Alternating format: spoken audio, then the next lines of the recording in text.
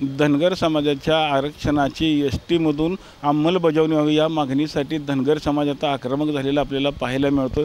गेले 5 दिवस झाले पंढरपूरमध्ये आमरण उपोषणाला राज्याच्या वेगवेगळ्या भागातील तरुण धनगर समाजाचे आरक्षण उपोषणाला बसलेले आपल्याला पाहायला मिळतात।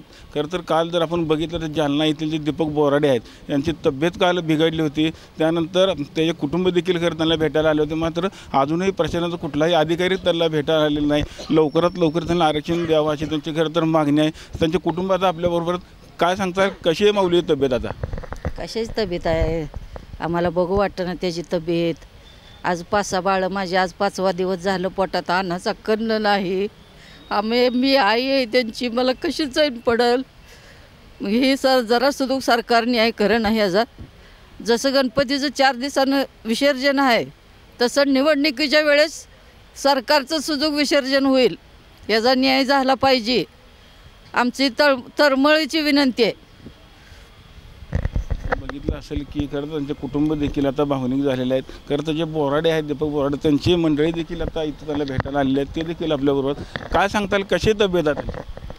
तब्येत खूप खालावलेली आहे। तरी माझं सरकारला एक विनंती आहे माझी, आम्ही लाडक्या बहिणींच्या योजना तुम्ही आम्हा सर्वांना दिल्या, पण मग आम्ही या इथे उपोषणकर्त्यांच्या 6 तुमच्या लाडक्या बहिणी नाहीत का? आज आमचं कुंकू पणाला लागलेलं आहे आणि तुमच्या लाडक्या बहिणींच्या वेगवेगळ्या योजना त्या म्हणजे काही उपयोगाचं नाही आहे। आम्हाला त्या लाडक्या बहिणींच्या योजना नाही दिल्या तरी चालतील, पण येताना तुम्ही आमचं कुंकू वाचवावं एवढी अपेक्षा करते, तुम्हाला विनंती करते आणि लवकरात लवकर इथपर्यंत यावं। आजपर्यंत सरकारचा कुठलाही माणूस यांच्यापर्यंत पोहोचलेला नाही आहे आणि आमचं कुंकू पणाला लागलेलं असतानाही तुम्ही जर सर्टिफिकेट देऊ शकत नाही आम्हाला, तर आम्हाला तुमच्या कुठल्याही योजनांची गरज नाही।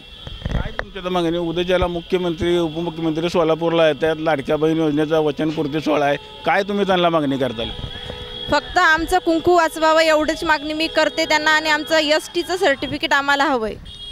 स्वतः दीपक बोराडे देखील आपल्याबरोबर आहेत, त्यांची खरं तर 2 दिवसापासून तब्येत खालावलेली आहे। काय सांगताल, कोण तुम्हाला भेटायला कोण आलं होतं का? काय साहेब, या महाराष्ट्राची शोकांतिका आहे। आम्ही छत्रपती शिवाजी महाराजांचा महाराष्ट्र म्हणायचा, फुलेशाहू आंबेडकरांचा महाराष्ट्र म्हणायचा, सहिष्णू महाराष्ट्र म्हणायचा, संतांची पावनभूमी असलेला हा महाराष्ट्र, सर्व धर्म समभाव, सर्व माणसाला समानतेनं जगवणारा हा महाराष्ट्र, आणि या महाराष्ट्रामध्ये एक मुख्यमंत्री जो 13 कोटी जनतेचं प्रतिनिधित्व करतात, ते मुख्यमंत्री, त्यांचे मंत्री, त्यांचे खासदार, आमदार, कलेक्टर, जे कलेक्टर जिल्ह्यातल्या समस्त जिल्हावासियांचे पालक असतात, मायबाप असतात। मी जालना जिल्ह्यातून येतो, मला म्हणजे असं म्हणायचं नाही कुणाला कोणी काय देतं, कोणी कुणाला काय द्यावं, कोणी कसं वागावं, हा ज्याचा त्याचा अधिकार आहे। पण तुम्ही आंतरवालीला सगळेचे सगळे जाता। इथं 5 दिवस झाले महाराष्ट्रातला 2 कोटी समाज, 2 नंबरचा समाज आहे हा, आणि या समाजाची मतं तुम्ही घेता। आमदार, खासदार, मंत्री होता, मुख्यमंत्री होता, तुम्ही आम्हाला भेटायला येत नाही, साधा कलेक्टर तुमचा इथं येत नाही। म्हणजे खरं म्हणजे आता मला मुख्यमंत्र्यांचा किंवा इथल्या मंत्र्यांचा, कलेक्टरचा राग अजिबात नाही आहे, मला राग आहे आमच्या आता धनगर समाजाचा, की तुम्हाला काही स्वाभिमान आहे का नाही? तुम्ही या तुमच्या ज्यांना तुम्ही मतं देता त्यांना तुम्ही काही प्रश्न विचारणार आहात की नाही आहात? हा सगळ्यात मोठा प्रश्न आहे। काय सांगताल माऊली, आज आई भेटायला आली आहे तुम्हाला, आई देखील भावनिक झाली आहे, तुम्ही देखील भावनिक झालेला आहे, काय वाटतं? आम्ही घरून निघतानाच सांगून आलो आहे, आईला पण सांगितलं आणि मुलाबाळांना पण सांगून आलो आहे की गेल्या 60 वर्षाची आमची लढाई आहे, ही लढाई जिंकल्याशिवाय आम्ही इथून जाणार नाही। आणि एकतर एस-टीचं सर्टिफिकेट आमच्या मुलाबाळांच्या हातात देऊ, अन्यथा आमची राख या चंद्रभागेच्या पात्रामध्ये विसर्जन करून इथून जावा। माझं मुख्यमंत्री महोदयांना विनंती आहे की तुम्ही एका जातीचे मुख्यमंत्री आहात का? इतका लाड, अहो 2 कोटी समाजाकडे तुम्ही डुंकून बघायला तयार नाही, या जिल्ह्याचे पालकमंत्री इथे यायला तयार नाहीत, या भागातील दोन्ही खासदार या ठिकाणी यायला तयार नाहीत, मग आमच्या लोकांनी तुम्हाला मतदान फुकट दिलं आहे।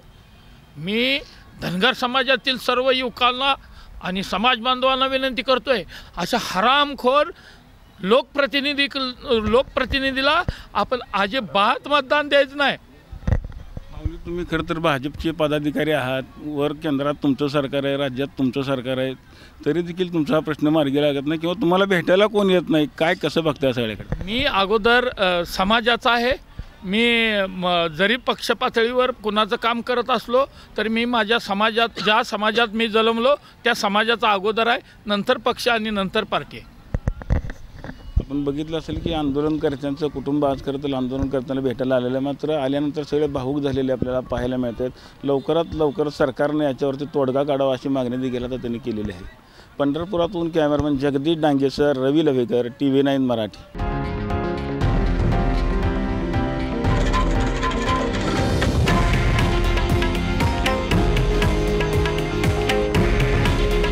हे आहे देशातील नंबर 1 न्यूज नेटवर्क आणि आपण पाहत आहात TV9 मराठी. काळजी तुमची, हित महाराष्ट्राचं.